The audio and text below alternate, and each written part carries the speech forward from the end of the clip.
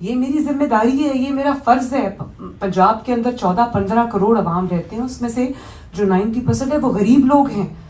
اور مجھے جو آج جو روٹی سستی ہوئی ہے پنجاب میں, 12 روپے کی روٹی ہے, 25 روپے کی روٹی کو 12 روپے پہ لے کر آنا, یہ کوئی چھوٹی بات نہیں ہے. میں اللہ تعالیٰ کا بہت عاجزی سے شکر ادا کرتی ہوں.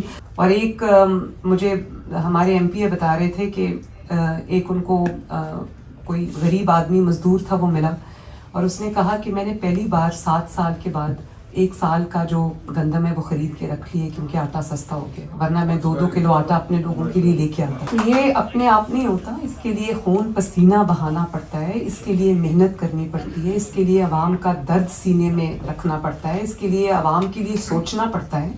میں جب ہسپتالوں میں, اسکولز میں جاتی ہوں, میں لوگوں کو دیکھتی ہوں, حالات بہت بدل رہے ہیں پاکستان میں. یہ میں آپ کو پہلے میں اپنی تقریروں میں کہہ بھی چکی ہوں, اور اس کی یہ وجہ ہے کہ لوگوں کو کام ہوتا نظر آ رہا ہے, لوگوں کی زندگیوں میں اللہ کا شکر ہے آسانی آ رہی ہے.